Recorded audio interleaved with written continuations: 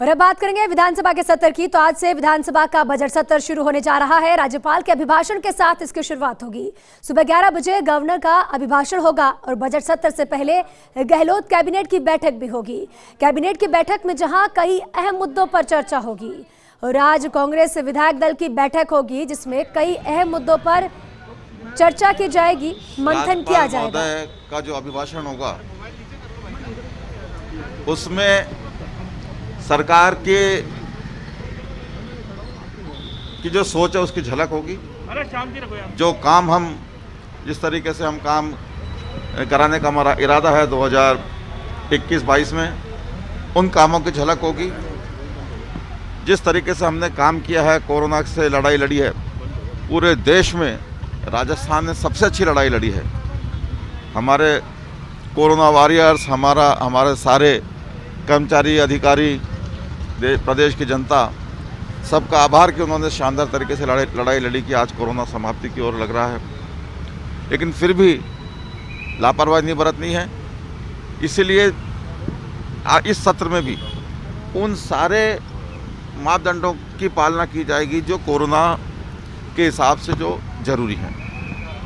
तो मैं उम्मीद करके चलता हूँ कि राज्यपाल महोदय का अभिभाषण के बाद में, धन्यवाद प्रस्ताव पारित होने के बाद में जो बजट आएगा वो बजट भी शानदार होगा, लोगों राजस्थान की जनता की आशाओं के अनुरूप होगा। बीएससी की बैठक आज होगी, उसमें कामकाज तय होगा। बीएससी की आज बैठक होगी, उसमें कामकाज तय होगा, कब क्या लिया जाना है, कब किस दिन क्या होगा, तो ये आज की बैठक के बाद पता लगेगा। विधायक दल की बैठक आज शाम को है और हम सब लोग इस सत्र के लिए रणनीति आज शाम को बनाएंगे। किसान आंदोलन चल रहा है राजस्थान की विधानसभा में भी, क्या उसका असर देखने को? देखिए, किसान आंदोलन के बारे में मैंने सुना, आंदोलन जीवी की बात आई। जिन लोगों ने कभी देश की आज़ादी के लिए आंदोलन नहीं किया, जिस विचारधारा ने कभी देश की आज़ादी के लिए आंदोलन नहीं किया, लोकतंत्र को मजबूत करने के लिए कभी आंदोलन नहीं किया, ऐसे लोग आंदोलन जीवी की बात कर रहे हैं। देश के प्रधानमंत्री ऐसी बात कर रहे हैं। और फिर आज़ाद भारत में ये आंदोलनों की शुरुआत ये तो विपक्ष ने की। आंदोलन जीवी कौन है? कांग्रेस ने हमेशा काम किया। और जिस तरीके की बयानबाजी राज्यसभा में हुई, मैं समझता हूँ पूरा देश अचंभित है कि ये क्या हो रहा है।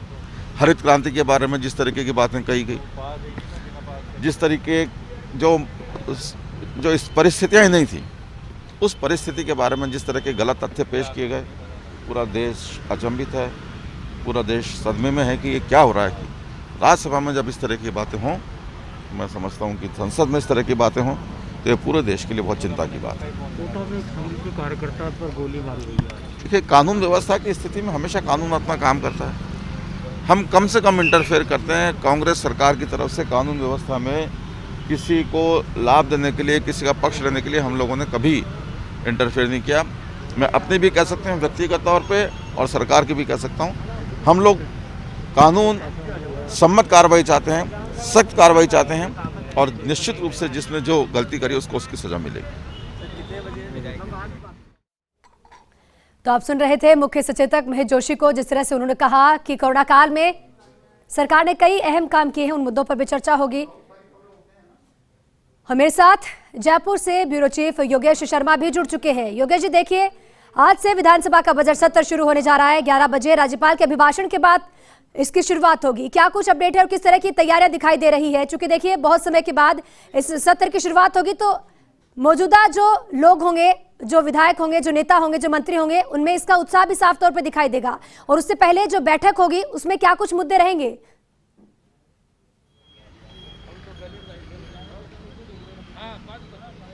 देखिए, जैसा महेश जोशी जी ने कहा कि 2021 का ये पहला सत्र है और जाहिर सी बात है हंगामेदार रहेगा।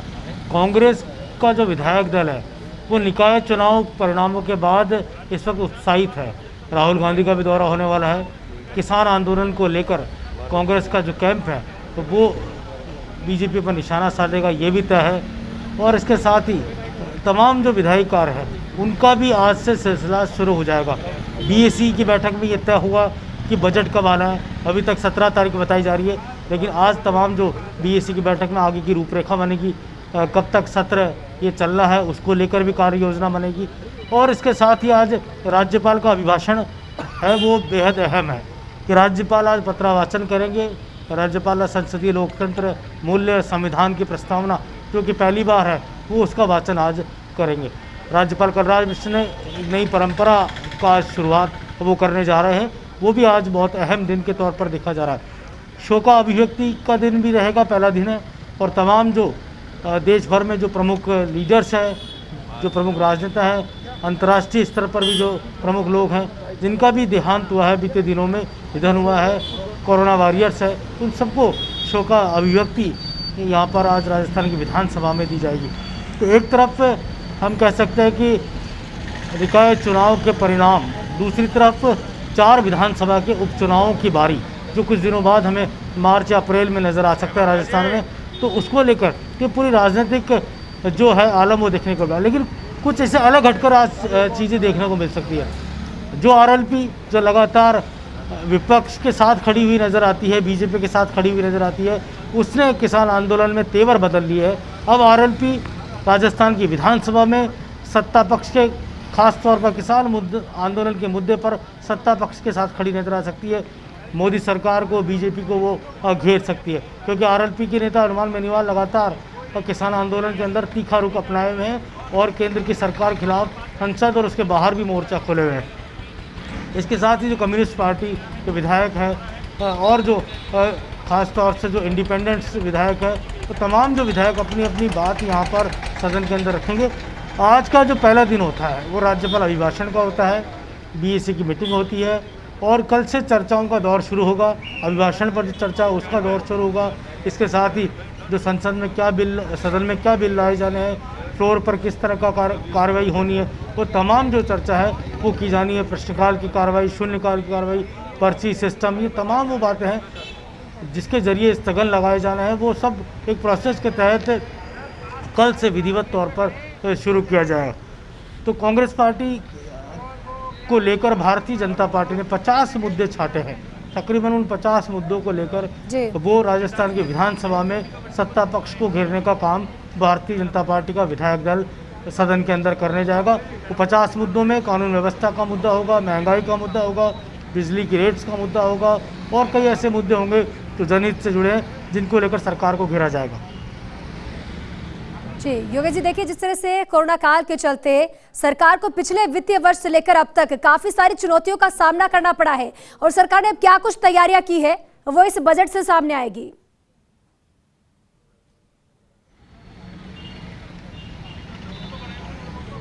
देखिए, एक हरावल दस्ता कांग्रेस पार्टी का तैयार हुआ है। उस हरावल दस्ते में जो मुख्य सेनापति होंगे सदन के अंदर वो शांति धारीवाल होंगे जी। डॉक्टर महेश जोशी मुख्य सचेतक के नाते उनका सहयोग करेंगे, महेंद्र चौधरी उनका सहयोग करेंगे। इसके साथ ही तमाम जो और जो अन्य नेता होंगे जो सत्ता पक्ष है, जिनमें डॉक्टर रघु शर्मा है, हरीश चौधरी है, प्रदेश कांग्रेस के अध्यक्ष और शिक्षा राज्य मंत्री गोविंद सिंह डोटासरा है, ये वो प्रमुख चेहरे होंगे। डॉक्टर बीडी कल्ला है जो हरावल दस्ते के तौर पर सदन के अंदर विपक्ष का मुकाबला करेंगे, उनके सवालों का जवाब देंगे। सचिन पायलट की क्या भूमिका रहेगी इस पर भी अंदर निर्भर करेगा, किस तरह से सचिन पायलट यहाँ पर सदन के अंदर नजर आएंगे, क्या कुछ बात वो कहेंगे जब उनका बोलने का अवसर रहेगा। वसुंधरा राजे सदन में कब आएंगी ये भी एक बड़ा सवाल रहेगा कि वो सदन में कब आती है, कब वो विजय विधायक दल के साथ वो नज़र आती है सदन के अंदर और क्या कुछ वो कहती है। तो ये चर्चित चेहरे जो विधानसभा में रहेंगे। अशोक गहलोत क्या कुछ कहेंगे राज्यपाल के अभिभाषण पर, वो आज उसका दिन नहीं है, लेकिन उसका भी इंतजार सबको रहेगा। नेता प्रतिपक्ष गुलाब चंद कटारिया क्या कुछ बोलेंगे उसका इंतजार भी सब कुछ रहेगा। तो मुझे लगता है कि विधायी कार्य बजट पेश होने को लेकर, बजट पर चर्चा के दौरान तो तमाम राजनीतिक गहमा गहमे रही, क्योंकि प्रदेश की सबसे बड़ी सियासी पंचायत है राजस्थान की विधानसभा जी। और अभी जो नया जो कुछ यहाँ देखने को मिला है पिछले कुछ दिनों में, विधानसभा अध्यक्ष डॉक्टर सीपी जोशी ने सिक्योरिटी सिस्टम जो है विधानसभा का वो बहुत मजबूत किया है। नवाचार उसके अंदर देखने को मिला है। संसद की तर्ज पर राजस्थान की विधानसभा के अंदर भी सिक्योरिटी सिस्टम इस वक्त तैयार कर दिया गया है, फेस रीडिंग करके और अंदर जाने दिया जाएगा। जी। ये तमाम वो कवायद है जो आने वाले लंबे समय तक के मद्देनजर ध्यान में रखकर की गई। जी योगेश जी, मुख्यमंत्री अशोक गहलोत जब विधानसभा जाएंगे तो क्या उससे पहले उनका क्या कुछ कार्यक्रम रहेगा? क्या वो विधानसभा के स्पीकर डॉक्टर सीपी जोशी से मुलाकात करेंगे या क्या कुछ?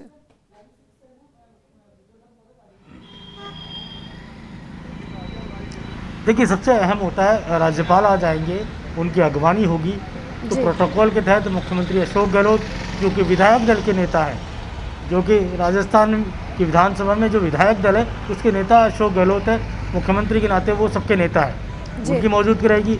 स्पीकर डॉक्टर सीपी जोशी की मौजूदगी रहेगी और इसके साथ ही जो नेता प्रतिपक्ष गुलाब चंद कटारिया, मुख्य सचेतक और जो उप मुख्य सचेतक, तमाम जो संवैधानिक जो प्रोटोकॉल का दायरा होता है राज्यपाल की अगवानी का, वो निभाने का काम यहाँ पर मुख्यमंत्री गहलोत की अगवानी में होगा, स्पीकर की अगवानी में होगा और उसके बाद राज्यपाल को डायस तक लेकर जाया जाएगा, उनका अभिभाषण होगा। फिर परंपरा जो अब तक चली आ रही है उस परंपरा का निर्वहन किया जाएगा, राज्यपाल का अभिभाषण समाप्त होगा, फिर राज्यपाल को वापस विदा करने के लिए यहाँ पर बाहर लेकर आया जाएगा। इस बीच राष्ट्रगान का जो गायन भी सदन के अंदर किया जाएगा। तो एक तरह से तमाम जो प्रोटोकॉल से जुड़ी परंपराएं हैं उसका निर्वहन राजस्थान की विधानसभा में देखने को मिलेगा।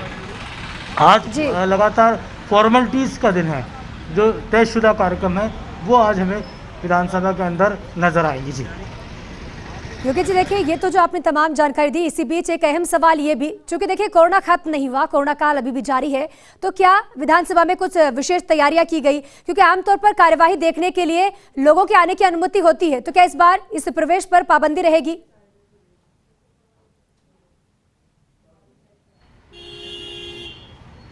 देखिए, अभी तक पाबंदी है और अभी तक विधानसभा के अंदर बहुत ही ज़्यादा सिक्योरिटी हमें देखने को मिली है। जी।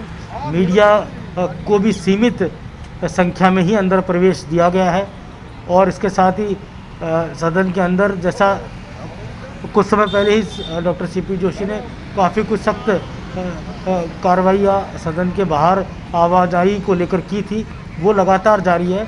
तो कोरोना का ध्यान रखते हुए, क्योंकि कोरोना के मद्देनज़र तमाम जो यहाँ पर विधानसभा के अंदर जाने से पहले आपको हैंड वॉश करना पड़ेगा, आपके अगर मास्क नहीं है तो आपको अंदर प्रवेश दिया नहीं जाएगा, सैनिटाइजन की पूरी व्यवस्था है विधानसभा के अंदर, सदन के अंदर भी सैनिटाइजन लगातार किया जाएगा। ये तमाम जो व्यवस्था है, इसके अलावा जो सदन के अंदर भी जो समुचित दूरी के तहत ही विधायक सदन के अंदर बैठेंगे, तो एक पूरी व्यवस्था जो है सदन के अंदर वो यहाँ पर की गई। इसका कारण यही है कि कोरोना से कैसे बचाव किया जाए और सीपी जोशी लगातार इस बात का ध्यान रखते रहे, विधानसभा के सचिव प्रमिल कुमार माथुर लगातार इस बात का ध्यान रखते रहे कि कोरोना से बचाव के जो तमाम जो नवाचार हैं वो विधानसभा के अंदर किए जाने चाहिए। और वो यहाँ पर कि यहाँ से जब गाड़ी मुख्य द्वार से जब अंदर प्रवेश करती है तो यहाँ पर एक पूरा डिस्पेंसर सिस्टम लगा हुआ है, गाड़ी में अपने आप ही सैनिटाइजर के ज़रिए उस गाड़ी को की धुलाई होती है, फिर वो जो वाहन होता है वो सदन के पार्किंग स्टैंड तक जाता है। तो कुल मिलाकर पूरी तमाम जो कोरोना से बचाव के उपाय हैं वो यहाँ पर किए गए। आपने देखा होगा कि कद्दावर विधायक की और किरण माहेश्वरी की डेथ कोरोना से हुई, गजेंद्र सिंह शेखावत कोरोना के कारण बीमार हुए थे, उनको भी कोरोना हुआ था और उसके बाद एक युवा विधायक हमारे बीच से चला गया। तो एक दुखदाई जो बात है वो कैलाश त्रिवेदी सहाड़ा से विधायक है, उनको भी कोरोना हुआ था। तो 3 ऐसे विधायक बीते दिनों हमारे बीच से में जो कोरोना के कारण संक्रमित हुए थे वो हमारे बीच से जा चुके हैं और 4 विधायक आज हमारे बीच में सदन के अंदर देखने को नहीं मिलेंगे। मास्टर भंवरलाल है, किरण माहेश्वरी है, गजेंद्र सिंह शेखावत है, कैलाश त्रिवेदी है, ये 4 विधायक। तो सदन जो है राजस्थान की विधानसभा के साथ ये एक तरह का ये दुर्योग है।